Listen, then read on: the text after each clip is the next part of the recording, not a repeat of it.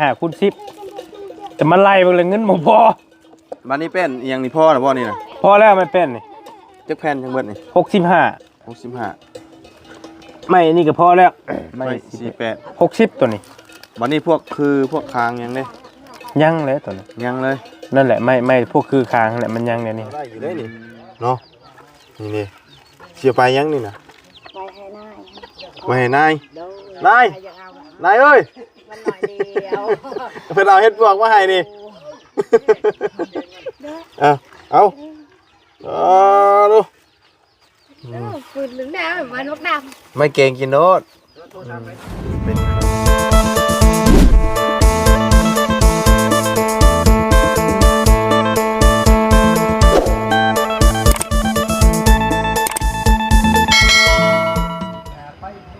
เอาพี่น้องเลยเนาะมื้อนี้มาก็เห็นอาณาทั้งมะลิเพิ่นแก่ไม้แก่ตอกมาเพิ่มเติมอีกก็ได้พี่น้องเนาะโตถือว่าลังไหลเข้ามาเรื่อยๆแต่ก็ยังบ่เพียงพอเนาะยังขาดหลายสิ่งหลายอย่างเนาะมื้อนี้ก็เห็นไม้48แล้วก็ไม้แป้นพี่น้องเพิ่มมาเป็นกองบักใหญ่พี่น้องเนาะเอาก่อนอื่นก็กราบสบายดีและสวัสดีพี่น้องกันเบิดสุขุสุคนพี่น้องเนาะพบพ่อกันตอนค่อยค่ำลงแรงเนาะเป็นเวลา5 โมงแรงเนี่ยพี่น้องเลยแป๊บเดียวเพราะว่ามันไกลเนาะเผื่อเอามาฮอดเนาะย่านอย่างเดียวพี่น้องเลยเนาะย่านฝนตกลงมานี่โตย่านแต่มองออกทางครัวนี่พี่น้องเลยเนาะยังไงอันตรายอยู่ได้ครัวนี่พี่น้องเลยจะผ่านขามมา2 อันนี้พี่น้องเนาะเอาเนาะก็ยินดีน้ำน้องเพิ่นอีกครั้งนึงพี่น้องเลยเนาะเพราะว่าทางบาลีบอยาวเนาะกำลังได้สมทบกันสร้างไม้สร้างตอกมาให้เนาะส่วนที่ว่าขาดเรืออย่างนี้ก็ต้องถามทั้งบาลีบอยาวบาตูนเพิ่นได้พี่น้องเนาะแต่ว่าทั้งอาจจะดีเพิ่นก็ถามมาอยู่เนาะทางบุญอยากสมทบอยู่แต่ว่าเพิ่นอยากฮู้เรื่องราวแนวนึงพี่น้องเนาะคืออยากฮู้เรื่องประเพณีเนาะว่าหลังจากเฮ็ดเฮือนเฮ็ดซ่านให้แล้วทั้งน้องเพิ่นสมมุติเนาะเอาลูกเอาผัวสิได้อยู่เฮือนบ่หรือว่าจังไดหรือว่าไปอยู่เฮือนผัวเนาะแต่ว่าเรื่องนี้มันก็ขึ้นอยู่กับอันนี้คือเก่านะพี่น้องเนาะทั้งลูกทั้งเต้าคือเก่าน่ะมันบ่น่าจะเกี่ยวฮิตของประเพณีหรอกมันก็แล้วแต่เฮาเนาะตามที่ว่าบุญคิดไว้ไปซะจังไดก็เข้าไปหาทั้งเบาลีตุ้ยก่อนพี่น้องเนาะเป็นจังไดเนาะบ่ได้เห็นหลายมื้อน่ะเมื่อวานนี่คือว่าบ่สบายพี่น้องเอ้ยเนาะอยู่ในมาตรฐานเอาตามผู้เจ้านะนางเฮียงกันลูกเฉลยพี่น้องเอ้ยเนาะมาเงี้ยวไปห้างบ่หวานเลยเนาะมาเงี้ยวไปห้างเนาะเดี๋ยวเคยลองดูคักได้น้องมันก็ว่าคักอยู่เด้เป็นไดคักอยู่เด้อคักกี่บ่นี่เด้ยังบ่เชียงเอาก็กินแล้วยาชิมเบิ่งตัวนี้มันหวานพิเศษตัวนี้เป็นหวานพิเศษบ่จะเลียบ่จะเลียนะนี่ดิเอ้าสบายดีเด้อเดี๋ยวก็แล้วมันแหละโดยยับมาใกล้กว่าบ่ดีมั้ยฮะค่อยกินอยู่ก็เฮ็ดหยังเอาใหญ่ถุงมาก็ได้ดอกเอาสิบอกเงินหน่อยจ้ะบอกเงินให้บ่นะหวานนี่เนาะไม่เห็นว่าดังกันยิ่งแล้วมาจะยิงไรยิงเกี่ยวแล้วยิงกันเนาะไปใช้ดีมาใช้ดีนี่บางคนก็มานี่แหละใครกันได้มาเบิ่งว่าเบิ่งควายเท่านี้นะคือหลายแท้บ้านนี้จะชื่อเป็นกายเป็นในห้อยก่อนโอ้โหเต้พูดแห่งลายได้เทวมาป้องเทวมาเตะเข้าน่ะเห็นว่าอะไรบ่โมโนเว้าได้นี่เลยนะอยู่ในบ้านนี่ควายหลายเนาะควายยังมีหลายอยู่แม่ควายมีควายพี่น้องเนาะเป็นบ้านดังเด้เนี่ยชาวเราบอกกินนี่เราหลักเฮ็ดเฮากินนี่ไปน่ะรัดคอแล้วแม่เว้ฉันเอาไปแม่เอาไปหลักเฮ็ดจะบ่เอาเฮ็ดก่อนเนาะเอาป่นเฮ็ดจะบ่นี่บ่นี่แล้วนี่เฮ้ยใส่นี่แหละควายเลยควายจะว่าโอ้โหเห็นบ่ขายบ่โอ้ใส่บ่เรื่องเฮ็ดแม่ไผหลักเฮ็ดนั่นนี่ เอ้าแม่นอีดีบ่ ดีเลย ลักเฮ็ดได้จังลักน่ะ อ้าวก็กำลังชื่ออยู่ เออ วางไว้ก็ได้ราคากัน เออ จับไปแล้วทั้งนั้น โอ้ เต้นไปบานนี่เอาโอ้ยเอิ้นน้ำดังกับบ่ทัน ตอนข่อยมาเห็นเราอันน่ะยืนคุยกับว่าวจีนอยู่นะ โอ้ยเอาไปจันโอ้ยเมื่อยแล้วนี่ลายนี้คุยบ้าน อ่า ยอมทำอยู่ เอาเนาะบ่เลยครับพี่ชัน เอามาที่ก็ได้เนาะ เกินมองเกิน เนาะไม่ต่อขอกตามันสบายดีเด้อทั้งน้องพร2พรเลย นั่ง พรหยังกับพรหยังนี่ยังบ่ได้ฮู้รายละเอียดได้นี่นะโดยมาพี่ก็ได้เนาะขอเวลาจักอันเช้านาที เอาแนะนำอีกครั้งหนึง พรหยังกับพรหยังนี่นะ ลาพรคำ ดาพร ลา ลา ลาพร กับพรคำ เดิน เอาเป็นนี่ได้คือได้ตั้งชื่อแบบพรคือกัน กลับไปกับเอาตัวบอลน้ำตัวบอลเป็นลักนะ แบบเมตั้งให้นี่เห็นได้ไปบุญคือห้องข่อยมา ก็เกิดก็ถามชื่อแหน่บ่ได้ถามหลายมื้อเลยเนาะเฮาบ่ได้พ้อกันเป็นเดือนเลยเด้ กินฮอดข่อยบ่ กินฮอดอยู่ ไม่เห็นเนาะ เห็นได้ฉันเนาะบ่ได้พ้อกันโดนนานเลยพี่น้องไง กินกล้วยหลากขนมนะ คำว่านั้นก็แบ่งกันให้มันครบบ่ได้เฮ้ยเนาะมาแกะพอก เอาแชร์เอาการไม่ทำแล้ว แอมเนาะ แอมบ่แอมลือ แม่มาขอบใจโอ้ไม่ยากหรอกข่อยบ่สบายอยู่กินซะ แซ่บเนาะ เพิ่นอยู่ ผมไม่มาส่งแล้วมื้อนี้เนาะ โดยสั่งไม่แป้นก็ไม่ ฟัง 48 เสียงเลย บ่บุญเลย เสียงรอจ้าน่ะ โอ้บ่รอบ่ได้แล้วบ่สบายอยู่ว่านี่ก็ได้สั่งไม่48ก็ไม่แป้นมาตื้มให้น้องเพิ่นมันยังขาดอยู่เด้ตอนแรกว่าสิเอาไม้5คูณ10แต่มาไล่เบิ่งแล้วเงินบ่พอ บ้านนี้เป็นอีหยังนี่พ่อน่ะบ่นี่น่ะ พอแล้วไม่แป้นนี่ จักแผ่นจังเบิดนี่ 65 65 ไม่นี่ก็พอแล้ว ไม่48 60ตัวนี้ วันนี้พวกคางยังเด้ ยังเลยตัวนี้ ยังเลย นั่นแหละไม่พวกคือคางนั่นแหละมันยังเนี่ยนี่ฮะประเด็นมันนะ แต่ว่าตอนนี้นั่นที่เห็นนี่ได้แต่ซ้ำนี่เนาะ ได้แต่ซ้ำนี้ แต่ว่ายังขาดอีกหลายบ่นี่ แต่ยังขาดไม่คางนะและไม่หาคูณ10ไม่หาคูณ15และอย่างตัวนั้นเฉพาะโค้งมันนะ เฉพาะห้างไม้นะ แม่ เนาะ เฉพาะโค้งห่างไม่กันย่างอะนะ บ่ได้ไล่พวกอันหลังคา บ่ไล่แล้ว พวกไม้ชะล่าเนาะ ไม่ค่าสร้างค่าแซงกัน ยังบ่ได้นี่ ยังบ่ได้เตื้องเลย ยังบ่ได้เตื้องคือเว้าง่ายไล่แต่โครงห้างไม้ แม่ ล้วน แม่ ๆ ประมาณนั้น เอาไม้มากองไว้ก่อน แม่คือเฮามีชำใดเฮาสร้างมาไว้ให้สิได้ให้ เนาะ ให้มันเห็นชิ้นงานก่อนนะบาบุญมันจังสิได้ฮู้ว่ามันขาดหยัง ทีละขั้นตอน แม่น เพราะว่างบเฮามีซำใดก็สร้างมาซำนั้น แม่นประมาณนั้นแหละ ยังขาดอีกหลายสิ่งหลายอย่างเลยเนาะ โดย อันนี้แหละจะกินในไหนจะบอกขาดหลายอย่างเนาะ จะมีมาสมทบบ่มาช่วยน้องคนนี้ บ่เพิ่นกับเพิ่นถามมาซื้อ พอได้ช่วยกัน เนาะก็ยังแต่ว่าท่านได้ลั่นปากเนาะแต่ว่าเพิ่นอันลังเลเรื่องอันว่าถ้าว่าเฮ็ดเฮือนไปแล้วนี่น้องเพิ่นสิได้อยู่เฮือนนี่บ่เพิ่นว่า โอ้ถ้าว่าเรื่องอนาคตมันก็บ่เว้าเด้แต่นั้นมันก็บ่ได้ต่างจากน้องน้ำเด้ แม่น แบบว่าคล้ายๆว่าเอาลูกเอาผัวสินะแบบว่าได้เมื่อเฮือนอยู่เฮือนผัวอย่างเดียวบ่นะ บ่เนาะให้น้องเพิ่นเว้าเองก็ได้เอ้าสิหาว่าข่อยเว้ารัด ก็ได้ อยู่นี่ก็ได้เนาะมันก็ขึ้นอยู่กับตัวเฮาเองเนาะบ่ได้เกี่ยวว่าสิ แม่น เอาเมื่ออยู่เฮือนผัวอย่างเดียวเนาะ แม่น ก็ การแบบเขามีแบบมีน้ำมีหายแบบนี้ มีให้มีหน้าเฮ็ดเนาะน้อย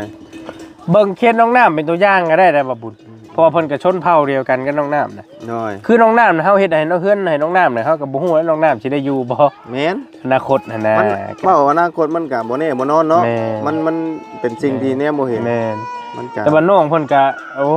ยเพื่อสินั่นหั่นนะ น้อย สิไปใช้ดีเข้าข้างโคกบ่จัก ป่ะอันนี้ทางเมย์เรามาพอดีพี่น้องเอ้ยมาแต่ให้แต่ชวนเนาะ ให้เลย ฮอดเวลาเรามาได้นี่เนาะโอ้ยสบายดีเนาะโอ้ติบข้าวงามเนาะติบข้าวเนาะ ติ๊บข้าวมาลีได้นี่ เอาว่าเตียงมาเตียง มาเตียง เตียงสิมาให้ แต่เก่าเจ้ามักอันน่ะเฮ็ดติ๊บข้าวมีเงินน่ะนะ บ่ขอยยืมห้องประตูได้มื้อนั้นกะยืมประตูแน่น่ะ เออ ยืมของเพิ่นยังบ่ได้ซื้อติ๊บข้าวมาให้น้องเพิ่นอยู่ อืม อันนี้แล้วบ่บุญเลยมีหยังก็มาซอยน้องเพิ่นแน่เห็นแล้วก็ที่แล้วเนาะยามฟ้ายามฝนครับ ฝนตกฝนดินเนาะ แม่นกระบาบบ่ว่าแต่กระบาบผู้เดียวแล้วเบิ่งแล้วเด็กน้อยเด็กๆอยู่เฮือนน่ะนะแซวอยู่หั่นก็ได้ เบิดครอบครัวเนาะ แม่นเป็นจากซอยเบัดนั่นแหละก็ได้อยู่ได้ชนได้พักน้ำการ มัน ได้ ก็ จังได๋ มันก็บ่ว่าเจาะจงแต่ผู้เดียวเนาะ แม่นก็เฮ็ดซอยเบัดนั่นแหละเนาะก็สุดท้ายแล้วคันสิเว้าไปอนาคตอีหลีก็บ่มีใครได้อยู่หรอกเฮือนหลังนี้นะแม่นบ่ก็ต้องตายพระเพิ่นน่ะแม่นจะว่าคือผมก่อยว่าจ้ะ แม่น ก็เฮาซอยเอาบุญเอาทานนี่แหละก็ซอยกันเฮ็ดจังได๋ โดย นะตอนมีชีวิตอยู่ โดย ใจเจ้าอีหลีซะไอ้ถามนี่เจ้าอยากสมมุติว่าได้ผัวนี่ เจ้าอยากเอาผัวมาพี่บ่ถ้าหรือว่าสิเอาพี่สิไปอยู่นํเพิ่นไอ้ถามนี่ ผู้มีผู้ใดสิมัก ต้องไปเบิ่งหน้างานอีกนะนี่เบิ่งนี่ต้องเบิ่งผัวก่อน ไปเบิ่งนี่ ว่าสิเป็นจังได แม่ เนาะ ต้องเบิ่งผัวก่อนว่าผัวนี่สิเป็นลักษณะแบบใด มันก็วางอนาคตบ่ถึกอยู่แล้วเนาะ ก็แม่นความลาวอยู่อันนี้ก็ ทุกคนนะ เกิดไปเจอผัวลูกชายเดียวบาดนี่อยากเอาเมียมือเลี้ยงแม่ย่า อย่างเคสอันไปห้างนี่บ่ ยังเคสไม่ห้างเมายาวอีกเว้นดิข่อย เออ ที่ได้ห้างขันหมากอีกแล้ว อันนะอาจารย์เป็นอันนั้นแต่ก็เบิ่งก่อนได้เหยเด้อมันบ้านั่นก็ได้เบิ่งจะดีเนี่ยได้ถามก่อนลูกชายเดียวบ่หรือว่านี่บ่เฮ็ดรถหน้าตาดอลอคุบเลยแบบไวได้เหยเนาะเห็นว่าเลยบ่เบิ่งก่อนได้โดย เบิ่งก่อนทั้งเคสอันน้องลูกปลาเจ้าก็หมุนหัวผู้ชายเด้น่ะ บ่ ลู ลูกปลาใช่น่ะ น้าเพกกันแล้ว โอ้ คุบเลยเลย ต้องปลาลูกครึ่งนะไปเลย เรียบร้อยแล้ว 14 ปีมีผัวแล้ว โอ้ยเมื่อยเด้ก็ย่าเพิ่นดอกเพิ่นก็ แต่ว่า วัยรุ่นเนาะ แต่ว่าเพออาจจะบ่ได้มาอยู่ยังบ่ทันมั่นใจจ้ะเฮือนน่ะ ก็ไปอีกเลย แม่น ไผสิอยู่บัดนี้ ทิมไว้หั่นแล้วโคโลอยู่หั่นแล้ว ทีมงานไปยึดเอาเท่านั้นแล้ว หัวเฮ้ยเฮ็ดเฮือนให้แล้วสิหนีไปอยู่น้ำผู้ชายอันไหนก็ได้ แต่ว่ายังบ่ทันได้นั่นดอกหักตามคร่าวๆว้าวนี่นะ เหมือนเราไปลิ้นไปหัวบ่ เอากันเรียบร้อยแล้วได้ เอาแล้วบ่ จนได้คุยหยังกันเรียบร้อยแล้ว ไป ไป สู้เอาเรียบร้อยแล้ว ว่ามันลำบากนี่ นะ แล้วจังว่ากันดอกอันน่ะ นั่นเนาะบ่ได้นั่นเนาะฮะให้โอ้บ่มีเลือด มันครึ่งข้างนั่นอย่าง ครึ่ง เดียว ข้าง เลย นี่เด้นี่เลือด กำ บ่ ลั ไหล งเด้นี่ ครึ่งแข็งละลาย เราตกใจโอ้ทุกคนตกใจเลยพี่น้องเห็นตีนมาบนมีเลือดข้างนึงบามันผีเนาะ ข้างนึงเหลืองข้างนึงแดงติ ข้างนึงเหลืองข้างนึงแดง โยพากันไปใช้อันนั้นมันนี่ใช่เจ้า เอาค่อยกับนี่แหละเว้ยเขามาหาเวียกงานที่กันนี่แหละหาน้องคนนี้ ก็นั่นแล้วหลังจากออกจากนี่น่ะสิไปใช้บัดนี้ กับเมื่อโดยพุ่นนะเนาะ เว้าชัด โดย เนาะไม่48ใช่ได้นี่เนาะน้องพรเนาะ โดยไม่48อยู่ใกล้ครับ โดยเดินทางคือเก่า ไปเชฟโปนบ่ โดยเก่าบ่ดี จังนุ่มรอบนี้ กองคือเก่า สองนุ่ม ลุงหนวดให้เพิ่นโจ๊ะก่อน เพราะว่า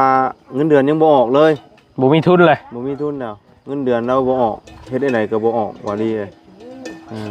อย่ามันอั้นอยู่ จังว่า มีปัญหาบ่คือปรึกษาอาจารย์เป็นจังได๋ ก็กรอกบัญชีเขาก็ยังบ่ทันมันสำระแล้วแต่ว่ามันบ่ออกเลยก็เลยว่าไปก็มีแต่เสียเงินซื่อๆก็เลยบ่ให้ไปเนาะเงินเดือนบ่ได้บัดนี้ จักแม่นอยู่อยากซอยก็แต่ว่า แม่น เอ็นดูเขาเอ็นเฮาขาดได้เนาะ แม่นเพราะว่าเราก็ไปยืมเงินเอื้อยก็10,000ปลายนะยืมเงินคนอื่นอีกบัดนี้ โอ้นักอยู่เด้คันว่านั่นเนาะ เงินเดือนตัวนี้บอกจักเราสิเอาเงินใช้หนี้เขา จังว่ากันซะนั่น แม่ น่ะ นก็เลยว่าให้หยุดโจ๊ะจะก่อนเด้อว่ามีแต่เฮ็ดให้เฮ็ดหน้าไปก่อนว่าไปก็คือว่านะตัวข่อยเองก็ดูแลบ่ได้ล่ะข่อยก็ คือพอปานกันหน้าชั่วโมงนี่ เงินคำบ่มีคือกันเนาะมีจน10%เดือนเงินเดือนก็ได้พี่น้องเอ้ยเอาเท่านี้แล้วบ่ลีเอ้ย นั่นบ่ เบิดแล้ว เอาโอเคโอเค เบิดเลยเด้เบิดในถามเจ้าได้เด้เบิดได้เด้ครบบ่ได้เด้เนาะ เด้อ โดย คุยกับน้องเพิ่นเลย โดย เพิ่นแล้วเว้าหรือบ่ โดย เพิ่นได้ว่าอะไร เนี่ยถามนึงไม้นึงตอกนี่นะเนาะเอาลูกนางเทิงยิบเจิงกว่านั่งตะหมอบตอบขาอยู่ขี้ดินอยู่นี่เนาะ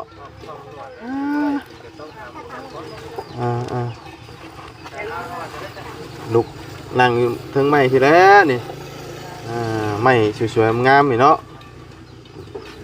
งามได้ใหม่แล้วนี่ใหม่อย่างดีเลยเนาะพี่น้องเลย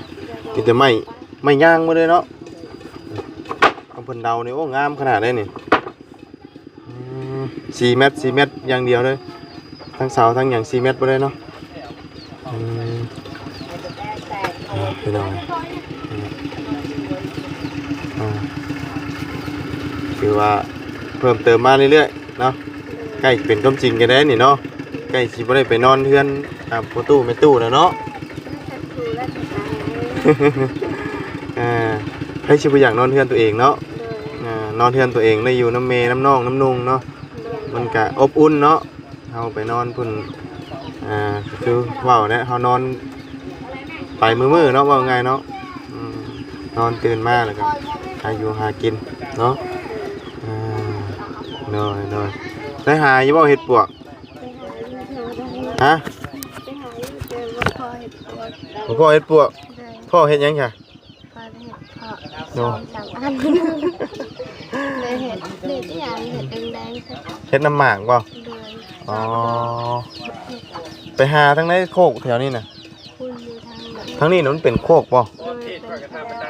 อ๋อน้อยถือว่าไปหาอยู่เนาะแต่บ่ได้มื้อนี้มันบ่ได้แต่ว่าทางเพิ่นมานี่โอ้เพิ่นขายลายเฮ็ดน่ะมีแต่ดอกจุ่มๆเนาะแต่ว่าสู่ราคาบ่ไหวเด้แพงเกินเนาะโลเท่าไหร่บ่เนาะโอ้ถือว่าไปบ่ถึกบอลฮะไปบ่ถึกบอลมันไปบ่ถึกบอลเลยหนึ่งข้าวหนึ่งน้ำแล้วเรียบร้อยมื้อนี้เนาะต้องหนึ่งแต่เว้นเนาะเพราะว่าข้าวเมื่อแต่เช้าพุ่นแต่เฉพาะหนึ่งข้าวนี่ก็พอดีชั่วโมงนึงได้เนาะเพื่อหมอพดเนาะหนึ่งแต่ละเทื่อใส่เต็มหม้อพุ่นบ่ครึ่งหม้อบ่แม่นบ่แต่ว่าใส่ลายมันแห้งเอ้ามันเป็นในหม้อตัวนี้มันคือใส่น้ำลายแท้บ่ล่ะมันเกือบบอกแม่นั่นมันเป็นน้ำหวนบ่มันคือนานสุกแท้เลยก็หมานั่นเนี่ยลองเปลี่ยนหม้อหนึ่งมึงบ่ได้บ่มีหม้อหนึ่งเป็นยันว่า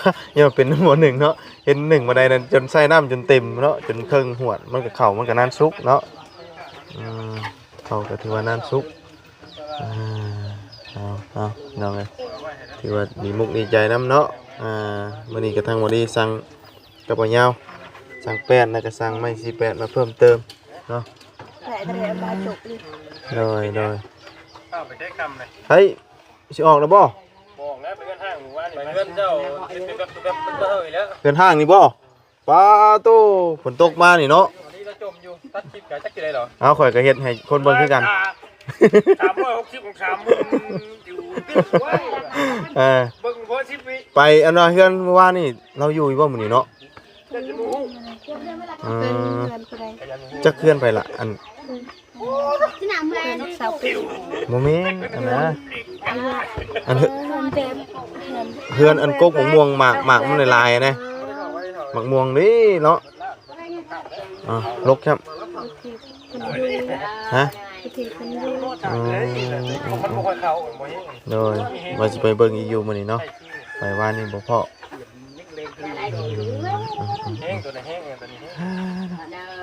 ฝนอบอ้าวอยู่ในมื้อนี้ก็ได้ฝนสิตกเนาะตกมาก็โอ้ย เนาะมองอยู่มองเศร้านี่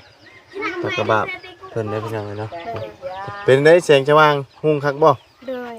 แจ้งจะวาง ผัวเพื่อนเลย หุ่งหมดคืน เด็กบ่แม่นเปิดเนี่ยมันก็ปิด บ่ตอนคืนน่ะมอดไว้อยู่บ่ฮะ ดับเอง ฮะ ดับก็คือแบบนี้โดนหมดเองตอนเช้า ตอนเช้าน่ะมันมอดเอง โดย เนาะโดย เตียนโอ้ดาวมัน เลี้ยงนั่นน่ะเฮ็ดบ่เฮ็ดพวกโอ้เราได้อยู่ได้นี่เนาะนี่เสียไปยังนี่น่ะไปให้นายนายเอ้ยเพิ่นเอาเฮ็ดพวกมาให้นี่เอาดู ปืนหรือดาวมันลูกด ไม่เก่งกินโนดเป็นยังเนาะฮะ ำโอ้ดาวพูดให้แก งามเนาะ เลย โอ้เราไปหาเราคือได้เหรอ จะรู้จะหาได้ เนาะ มันไป โอ้หลอกใหญ่พี่น้องเลยเอาเนาะเอาขุดตีนเกงก็ได้หากแต่ว่าจะให้แซ่บต่ำเนอะปิ้งต่ ตาม ำปิ้งต่ำเคยต่ำบ่ เมื่อคืน นั่นเราไม่ได้ละไม้บ่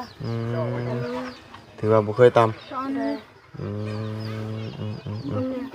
ำโดยต่ำนี่แซ่บมันหอมเนาะมันสิหอมกว่าอันละ อันอะไรนี่ ไอ้ร้อนเลย อ่า ตายเลย เอารวมเลยอันเป็นบุคูแล้วก็พร้อมกันเลย เก็บไปเก่งโลดสิเจ้าน่ะไว้ให้กินที่เจ้าโลดเป็นอย่างน้องมันของน้อยๆนึง ของน้อยๆนึงเก็บไว้กินซะเนาะบ่เป็นหยังดอกซุมเฮาน่ะบ่เป็นหยังดอก เลย บุคูนู่น โอ้มีแต่เจ้าเฮ็ดอันนั้นกินชูลูกชูเต้ากินโลดเด้อมันหน่อยก็บ่ฝากก็ได้ดอก ไม่ได้ตามไป ก็มันหลายคือม่วงก็ยังไข่อยู่ได้เนาะอันนี้เฮ็ดหน่อยนึง มันหายาก โดยมันหายากมีแต่ด่างแกงกินโลดเลยล่ะเด้อ เลย พากันเฮ็ดกินเนาะโดยไปเดี๋ยวสิไปเบิ่งพุ่นก่อนเถอะเนาะบ่ฮู้ว่าเพิ่นสิอยู่หรือบ่ไปเบิ่งกันเพื่อนนั้นน้องพรหยังก็พรหยัง ท พรคำ ำเลย อันนี้พร ลาพร ลาพรมันแม่เป็นได้คือได้ไอ้ตั้งชื่อแบบชื่อพรคือกัน เราเป็นเอื้อยกกหันลาพรละพรคำกงตาลาพรตั้งแต่เอื้อยกกเล่า อ๋อก งตาลาพรพรคำบักดำบักคำมันลายชอดชิบเอ้ยทางตายทาง เฮ็ดปวกเด้อขายแล้วโดดเราหาครับชื่อได้ปวกไงน่ะ ถ่ายบ้าว่าเอาไว้ให้นายแล้ว บ่ให้เจ้าเฮ็ดกินเนาะตุเนาะไม่เฮ็ดอันเก่งกินเนาะ ให้กินเนาะเนาะ ไว้ให้ลูกให้หลานกินนี่มันบ่พอหลาย โน้ยบ่เป็นหยังดอกมันบ่ลายกันเนาะมีแต่ไปล้างเด้อน่ะเด้อ เลย นี่ล้างนี่พรมไฟมันยังมีนี่เนาะนี่ล้างรถเนาะไปเฮ็ดรถเฮ็ดเลย กระจายไป เฮ็ดเพาะพร้อมเนาะ มากินก็ได้ เฮ็ดเพาะ ผักก็ผักหนังตื่น เฒ่าแล้วจักว่าเฮ็ดเพาะนี่ยันเฒ่าแล้วเฮ็ดเพาะหนัง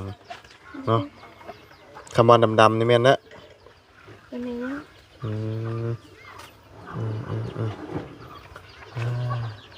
ดังว่าดงคือ